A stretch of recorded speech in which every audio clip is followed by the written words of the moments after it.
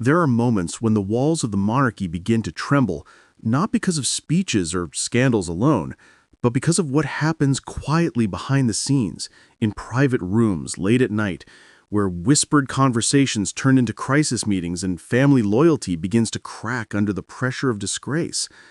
And this time, the tremor is coming from a place both familiar and unsettling: the Royal Lodge, the grand 30-room mansion at the heart of Great Windsor Park.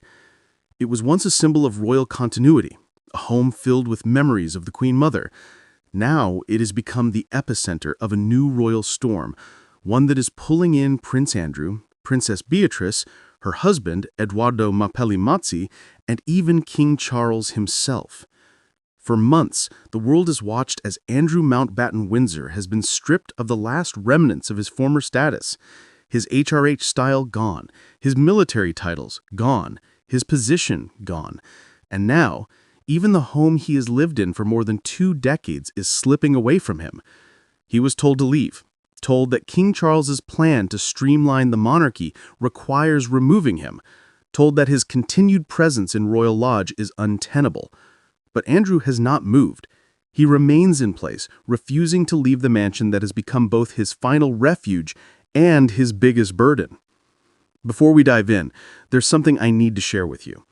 Over the past few days, thousands have watched these stories unfold, but most haven't subscribed. If you're one of them, I invite you now to join us. Subscribe to Crownverse so you never miss the next chapter in this unfolding royal history. The drama does not stop at the eviction notice. It expands into something unexpected, something awkward, something that reveals just how tangled the royal family's private relationships can be.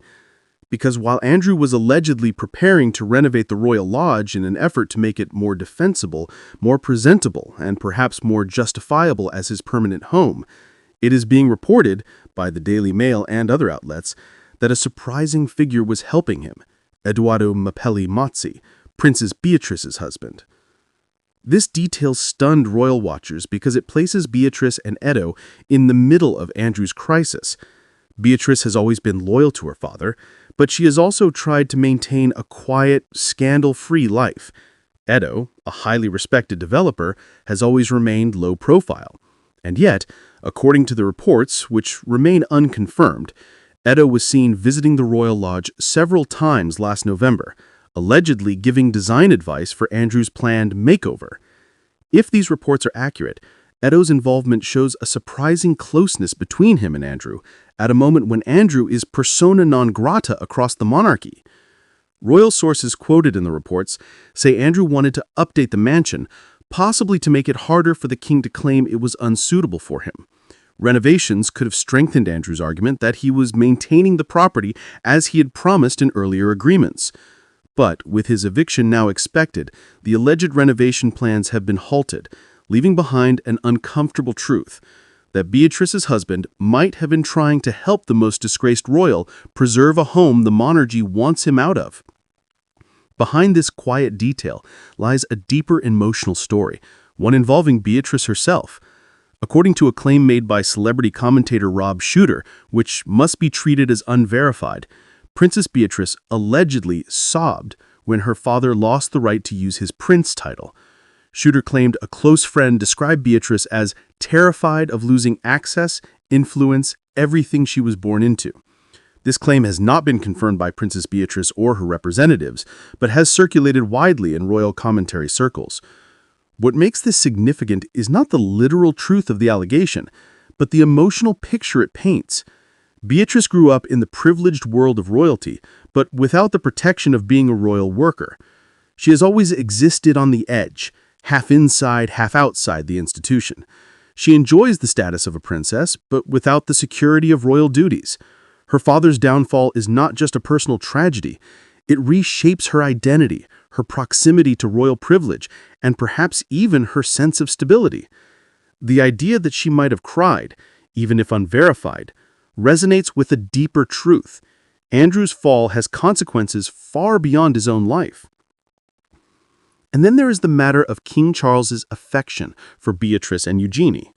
Multiple reports, not official statements but widely circulated insider accounts, suggests that Charles is fond of his nieces, wants to protect them, and would not want to approve any decision that harms them. This is plausible given how the king has treated them in public, but it creates a painful contradiction. Charles's determination to remove Andrew clashes directly with his desire to protect Andrew's daughters. This tension is at the heart of the drama. And the tension gets worse. According to another set of unverified claims from palace staff speaking anonymously, the period around Andrew's title removal saw a series of late-night family crisis meetings, frantic calls to advisors, and uncertainty among aides who didn't know how far William would go.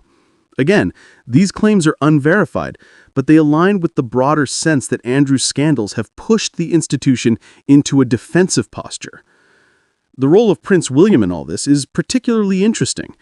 William has made it clear, publicly and privately, that he wants nothing to do with his Uncle Andrew's controversies. He reportedly pushed strongly for Andrew not to return to public life, and he allegedly played a role in the decision to remove Andrew from ceremonial roles.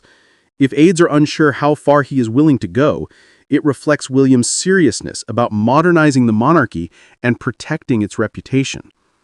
And now, as Andrew digs in his heels and refuses to leave Royal Lodge, William finds himself in direct conflict with him. The looming question of whether force or legal pressure will eventually be needed to remove Andrew creates tension even within the family. Meanwhile, Princess Beatrice and Edo continue to stay out of sight. Their low profile is intentional, strategic, a way to avoid being tied too closely to Andrew's implosion. But Edo's alleged involvement in the Royal Lodge renovation complicates that. It shows that behind the scenes, Beatrice's loyalty to her father remains strong, and that Edo supports her even when it pulls him into uncomfortable proximity with the monarchy's most controversial figure. The Royal Lodge itself is a character in this story, a mansion with history, grandeur, and emotional meaning, but also a symbol of Andrew's entitlement, a symbol of the monarchy's struggle to move forward, a symbol of Charles's determination to break from the past, and now a symbol of a family divided between loyalty and responsibility, between personal love and public pressure. The fact that Andrew still remains inside the lodge, despite being expected to leave, adds fuel to the fire. The longer he stays, the more complicated everything becomes, and the more dramatic the conflict becomes. Observers close to the palace note that Andrew's refusal to vacate the property represents a direct challenge to Charles. Not a loud challenge, not a public outburst, but a quiet refusal to obey the king's directive. This little act of resistance is dangerous. It suggests that Andrew believes he still has leverage, and it raises the stakes of the entire situation. For Beatrice, this means her father's instability becomes her instability. His future becomes her uncertainty. His conflict with Charles becomes her family crisis.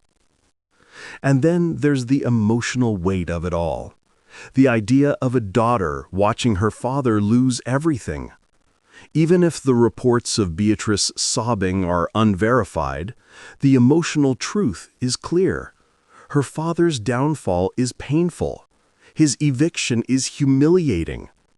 His loss of status is permanent. And she, caught between royal duty and family loyalty, must navigate a world that no longer looks like the one she was raised in. This is where the story deepens.